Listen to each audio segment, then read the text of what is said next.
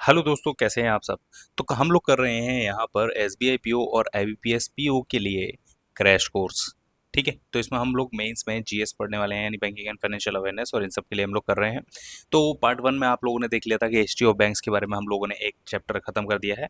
और अब हम लोग बाकी का चैप्टर खत्म करने वाले हैं, यानी कि हम लोगों ने 1600 से शुरू करके 1947 तक, जब तक देश आज़ाद हुआ, तो बैंकिंग में क्या क्या चीज़ें हुई, तो वो सब हम लोगों ने देख लिया है यहाँ पर।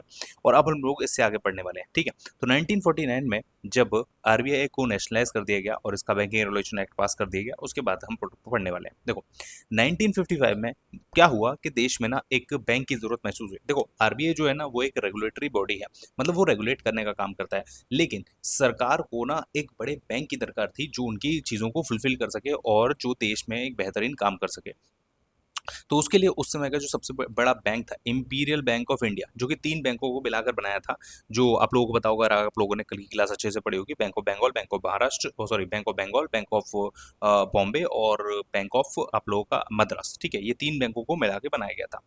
ठीक है, तो इस बैंक को नेशनलाइज किया गया। ठीक है ना। तो 1 जुलाई 1955 को स्टेट बैंक ऑफ इंडिया का एक्ट पास किया गया पार्लियामेंट में, और इंपीरियल बैंक ऑफ इंडिया का नाम भी चेंज करके स्टेट बैंक ऑफ इंडिया रख दिया गया। देखो सबसे इंटरेस्टिंग बात इसमें यह है कि आखिरकार सबसे पहले ना जो इंपीरियल बैंक ऑफ इंडिया था, इसको पहले नेशनलाइज किया गया, इसको पहले नेशनलाइज किया गया। अच्छा, नेशनलाइज का मतलब अगर नहीं पता तो यह है कि ये पहले एक प्राइवेट बैंक था और इसको ना खरीद लिया सरकार ने। मतलब सरकार ने इसमें जितना भी स्टेक था जनता का या जिनका भी था कंपनीज का, उनको उनका पैसा दे दिया और अब सरकार ने अपना पूरा स्टेक इसमें रख लिया। ठीक है, तो ये बैंक अब सरकारी बैंक हो गया। सबसे पहले इंपीरियल बैंक ऑफ इंडिया को सरकारी बनाया गया और बाद में इसका नाम चेंज किया गया। तो कई बार आप लोगों से एग्जाम में तो नहीं, इंटरव्यू में पूछ लिया था कि स्टेट बैंक ऑफ इंडिया को कब नेशनलाइज किया गया था। तो स्टेट बैंक ऑफ इंडिया को कभी नेशनलाइज नहीं किया गया था, नेशनलाइज किया गया था इंपीरियल बैंक ऑफ इंडिया को, और बाद में उसका नाम बदल के स्टेट बैंक ऑफ इंडिया रख दिया गया। क्लियर है इतना? चलो। अच्छा, फिर क्या हुआ तो देखो नहीं, ऐसा यहाँ से कुछ पढ़ना आपको जरूरत नहीं है। ओके, ये आप लोगों को बताया गया कि स्टेट बैंक ऑफ इंडिया की ना कई सारी सब्सिडीज थी जब उसे बनाया गया था। तो ये आप लोगों के लिए आज के समय पे इतना ज़्यादा इंपॉर्टेंट है नहीं, आप लोगों से पूछा भी नहीं जाएगा, घबराओ मत। ठीक है ना। फिर आते हैं, देखो 1964 में, 1964 में क्या हुआ, एक आईडीबीआई बैंक बनाया गया था। तो ये सरकारी बैंक था उस समय पर। इसमें एलआईसी और गवर्नमेंट ऑफ इंडिया की पार्टनरशिप थी। ठीक है, आज के समय पर ये एक प्राइवेट बॉडी हो चुकी है, इसको प्राइवेट कर दिया गया, मतलब सरकार ने अपना जो स्टेक है वो इसमें बेच दिया, और एलआईसी भी अब धीरे धीरे करके इसमें से अपने स्टेक बेच रहा है। ठीक है ना। तो ये इंडस्ट्रियल डेवलपमेंट के लिए बनाया गया बैंक था, कि इंडस्ट्रियल साइड में यहाँ पर लोन वगैरह देना, उनमें डेवलपमेंट बढ़ाना, तो उन चीज़ों के लिए बनाया गया ये बैंक था। ठीक है, देखो ये इंपॉर्टेंट है। सबसे पहला नेशनलाइजेशन कब हुआ था? नेशनलाइजेशन का मतलब है कि जो प्राइवेट बैंक्स थे उनको सरकारी बैंक कब बनाया गया था। यहाँ पर क्या था कि देखो सेलेक्ट किया गया था 14 प्राइवेट बैंक्स को, जिनकी कैपिटल है थी उस समय पर 50 करोड़ रुपए, उनको यहाँ पर नेशनलाइज किया गया था। अच्छा देखो, आप लोगों से ये जो नाम है ना, ये नाम नहीं याद रखने आप लोगों को कौन कौन से बैंक थे। जैसे Allahabad bank, Canara bank, United bank of India, UCO bank, तो इन्हें ये नाम आप लोगों को याद नहीं रखने हैं। आप लोगों से अगर कभी पूछा जाएगा ना भूले भटके, तो आप लोगों से ये पूछाएगा कितने बैंक थे और कब नेशनलाइज किए गए थे। तो 1969 में 14 सरकारी बैंक, सॉरी प्राइवेट बैंक्स को, जिनकी कैपिटल थी 50 करोड़, इनको नेशनलाइज किया गया था 14 को। ठीक है, अगर आप लोगों से कभी पूछ ले भूले भटके तो इन समय किसकी सरकार थी भारत में, तो उस समय पर भारत की प्रधानमंत्री थी इंदिरा गांधी। ठीक है ना, इंदिरा गांधी थी। ठीक है, ओके।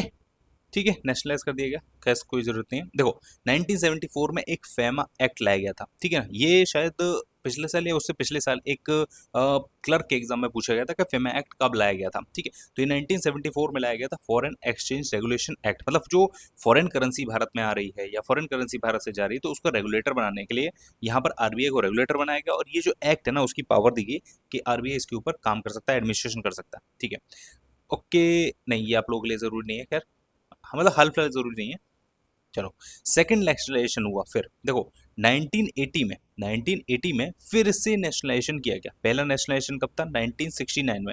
यहाँ पर 14 सरकारी बैंकों को, जिनका 50 करोड़ टर्नओवर था, उनको नेशनलाइज किया गया। फिर हुआ 1980 में, कितने सरकारी बैंक? छः, छः प्राइवेट बैंक्स को, जिनका उस समय पर वो जो क्या बोलते हैं उसे, वर्थ, मतलब कैपिटल थी उस समय पर उनकी, वो 200 करोड़ रुपए थी ना, उनको नेशनलाइज किया गया, छह प्राइवेट बैंक्स को। अच्छा, अब इनका भी आप लोगों को नाम याद नहीं रखना है। जैसे ये पंजाब एंड सिंध बैंक था, विजय बैंक था, तो इनका भी नाम आप लोगों को याद नहीं रखना। और इनमें से कई सारे ऐसे हैं जो अब किसी और बैंकों में मर्ज हो चुके हैं। जैसे विजय बैंक जो है वो अब बैंक ऑफ बड़ौदा में मर्ज हो गया, oriental bank of commerce Punjab national bank में हो गया, कॉर्पोरेशन बैंक ये यूनियन बैंक में हो गया। तो इस तरीके से आप लोगों को इसलिए नाम याद नहीं रखना है इसके। ठीक है ना, तो ये चीज़ आप लोगों को याद रखना है। ओके। 1982 में एग्जिम बैंक बनाया गया भारत में एक्सपोर्ट इंपोर्ट को बढ़ावा देने के लिए। क्लियर। ओके, फिर 1990 में ना रिफॉर्म लाया गया, एलपीजी लाया गया, लिबरलाइजेशन, प्राइवेटाइजेशन और ग्लोबलाइजेशन। इसके द्वारा ना भारत में इकोनॉमिक रिफॉर्म लाया गया। सबसे पहले तो ये चीज़ है कि ये बोला गया कि अब ना प्राइवेटाइजेशन, सॉरी, अब जो है ना वो नेशनलाइजेशन नहीं होगा। नो नेशनलाइजेशन, यानी अब जो है ना वो नेशनलाइजेशन नहीं होगा। इसके साथ साथ ही प्राइवेट बैंक्स को भी अलाउ किया जाएगा। यानी भारत में अब तक प्राइवेट बैंक्स खोले नहीं गए थे। देखो, जो पहले से थे वो चले आ रहे थे और उनको प्राइवेट से सरकारी किया जा रहा था। लेकिन अब जो है ना वो प्राइवेट प्लेयर्स को अलाउ किया जाएगा कि हाँ भाई, प्राइवेट कंपनीज भी अपना नया नया बैंक खोल सकते हैं। साथ ही साथ जो फॉरेन बैंक्स थी ना, फॉरेन बैंक्स को भी अब अलाउ किया जाएगा भारत में कि वो भी आकर यहाँ पर बैंक खोल सकते हैं। और साथ साथ बैंकिंग में ना एफडीआई को भी अलाउ कर दिया गया कि अब ना मतलब विदेश की कंपनीज भी भारत में बैंकों में पैसा लगा सकती हैं या बैंक खोल सकती हैं या प्राइवेट पार्टनरशिप कर सकती हैं। तो उन सब चीज़ों को अलाउ कर दिया गया यहाँ पर, ठीक है ना।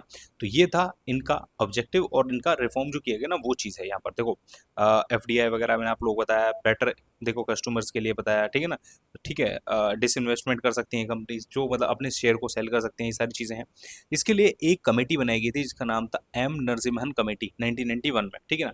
तो जिसमें मैंने आप लोगों को बताया ना कि नो मोर नेशनलाइजेशन, लाइसेंस दे दिया गया प्राइवेट बैंक्स को, फॉरेन बैंक्स को अलग किया गया, डिसइन्वेस्टमेंट किया गया। मतलब डिसइन्वेस्टमेंट का मतलब है जैसे कि अगर मान लो किसी सरकारी बैंक है, अब उसमें ना सरकार के कुछ शेयर है, मतलब शेयर काफ़ी ज़्यादा, मतलब मान लो 80% 90% शेयर हैं, तो उसमें से सरकार अपने शेयर बेच सकती है। या प्राइवेट कंपनीज के हैं, प्राइवेट के हैं, तो वो भी अपने शेयर बेच सकते हैं, ठीक है।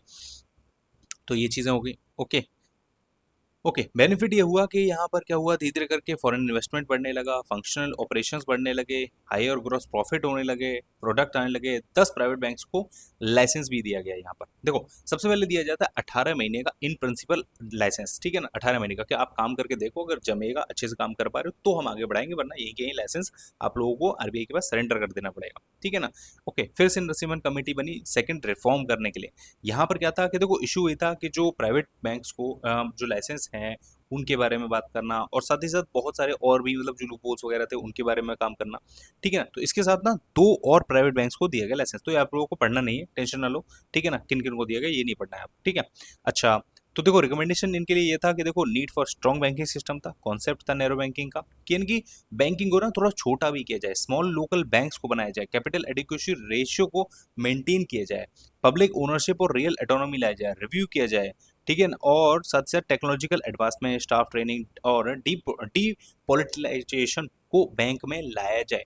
मतलब देखो, इन शॉर्ट ये है कि ये कुछ रिफॉर्म दिए गए थे कि ये चीज़ होनी चाहिए, ठीक है। ये आप लोगों को नहीं याद करने हैं, घबराओ मत। देखो, आप लोगों का ना मेंस बहुत पास है, तो मैं आप लोगों को अभी नहीं कहूंगा, लेकिन अगर हाँ, अगर आप लोग बेसिक से चीज़ें पढ़ोगे तो ये चीज़ें आप लोगों के लिए ज़रूरी होती है। लेकिन अभी ये क्रैश कोर्स है, तो मैं आप लोगों को एडवाइस नहीं करूंगा कि आप लोग ये सारी सारी चीज़ें याद करो, ठीक है ना। जो याद करने वाली है वो आप लोगों को बताया।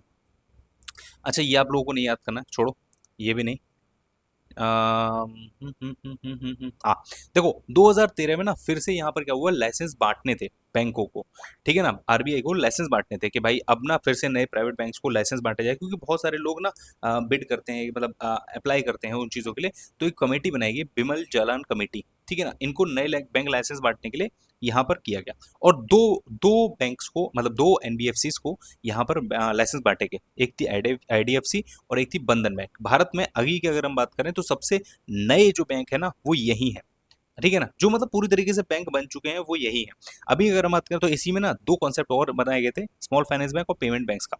इसमें एक स्मॉल फाइनेंस बैंक तभी बना था, वो था एयू स्मॉल फाइनेंस बैंक। अभी इसको भी ना यूनिवर्सल बैंक का लाइसेंस मिल चुका है, ठीक है ना, 18 मंथ्स का इन प्रिंसिपल अप्रूवल।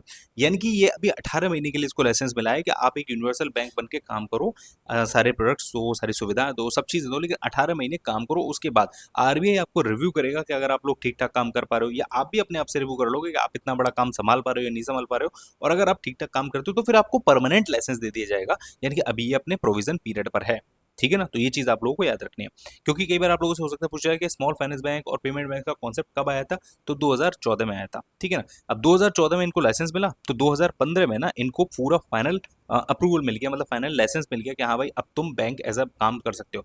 और रिसेंटली ना इन्होंने अपनी 10 साल कंप्लीट कर लिया, 10 साल बंधन बैंक ने और आईडीएफसी फर्स्ट बैंक ने कंप्लीट कर लिया। ओके, ये भी नहीं, ये कुछ खास नहीं है आप लोगों के लिए। हाँ, 2018 में क्या हुआ, 2018 में आईडीबीआई बैंक को प्राइवेट कर दिया गया, मैंने आप लोगों को बताया था ना, ठीक है ना। ओके, ठीक है।